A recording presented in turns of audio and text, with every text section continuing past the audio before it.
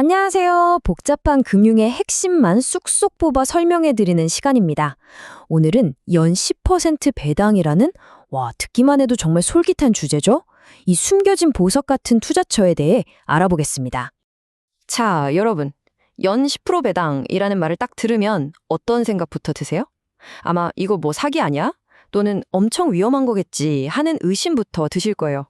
솔직히 저라도 그럴 겁니다. 당연하죠.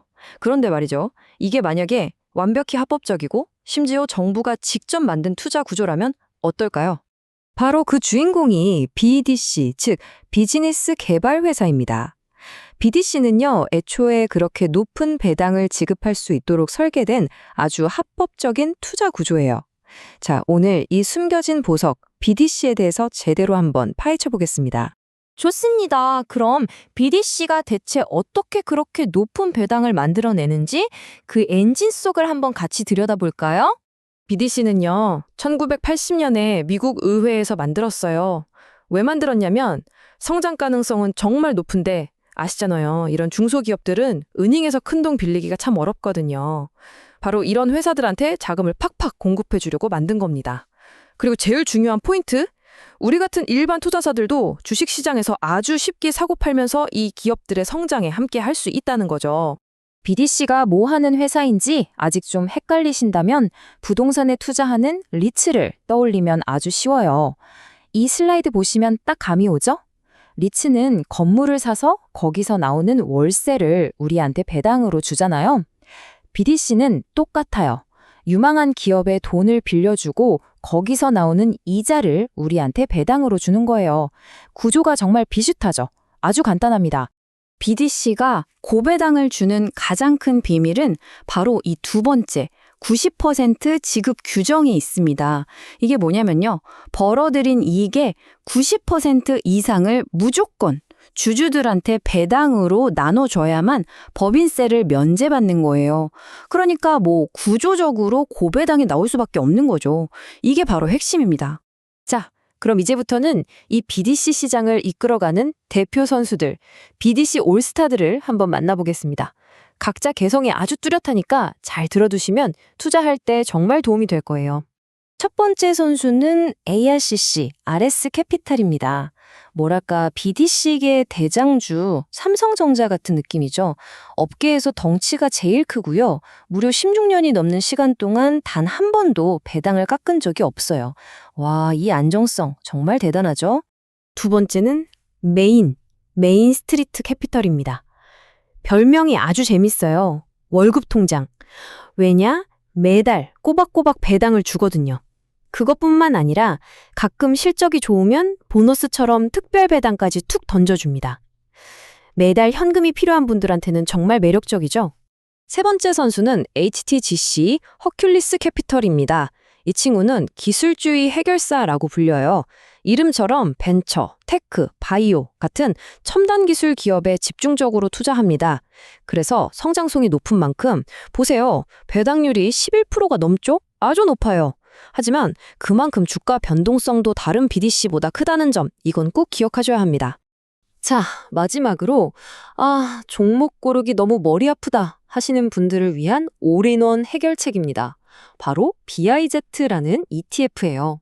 이건 그냥 ARC를 포함해서 잘 나가는 BDC 30개 이상을 한 번에 싹 담아놓은 바구니 같은 거예요. 이거 하나만 사도 바로 분산 투자가 되는 거니까 정말 간편하죠. 자, 지금까지 BDC의 장점, 아주 달콤한 이야기들을 했죠. 그럼 이제부터는 정신 바짝 차리고 들어야 합니다. 이 높은 수익 뒤에 숨어있는 어두운 면, 바로 리스크에 대해 이야기해 볼 시간이에요. 세상에 공짜 점심은 없으니까요. 핵심은 딱 이겁니다. BDC가 왜 고배당을 줄 수 있냐? 그만큼 더 높은 위험을 우리가 대신 짊어지는 거니까 이 대가 관계를 명확하게 이해하고 넘어가야 합니다. BDC에 투자할 때 가장 무서운 적, 단 하나만 꼽으라면 바로 이겁니다. 경기 침체.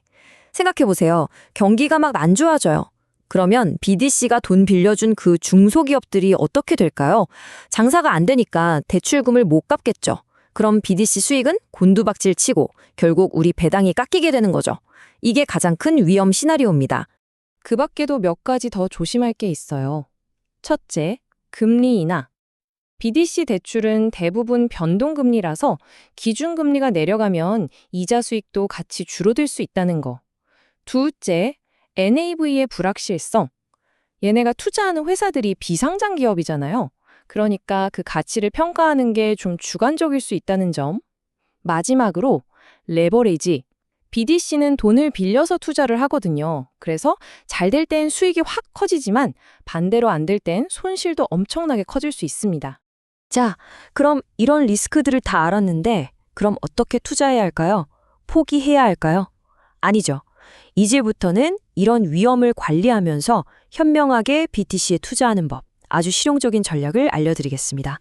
가장 중요한 원칙, 제일 원칙입니다. BDC 고배당이라고 해서 절대 몰빵하면 안 됩니다. 절대요.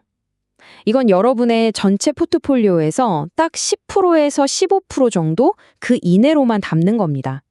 핵심 자산이 아니라 포트폴리오에 맛을 더해주는 양념 같은 역할로만 활용하는 게 가장 안전하고 현명한 방법입니다. 그리고 BDC에 투자하셨다면 매분기 실적 발표 때마다 이 세 가지만은 꼭 체크리스트처럼 확인하세요. 첫째, 부실채권 비율. 돈 떼일 위험이 늘고 있지는 않은지 보는 거죠. 3% 미만이면 안전. 둘째, 주당 순자산 가치, 즉 NAV. 회사의 펀더멘탈, 내재 가치가 꾸준히 유지되거나 오르고 있는지. 마지막으로 배당 커버리지. 이게 1이 넘어야 돼요. 번 돈으로 배당금을 주고도 남는다는 뜻이니까요. 이 세 가지만 점검해도 정말 큰 위험은 피해갈 수 있습니다. 자, 정리를 해보죠. BDC는 고배당이라는 아주 강력한 매력을 가진 숨겨진 보석이 맞습니다. 하지만 동시에 경기 침체라는 뚜렷한 리스크를 가진 양날의 검이기도 하죠. 오늘 제가 설명해드린 내용을 잘 생각해보시고 이 매력적이지만 까다로운 도구가 과연 내 투자 포트폴리오에 필요한 것인지 한번 진지하게 고민해보시는 시간이 되었으면 좋겠습니다.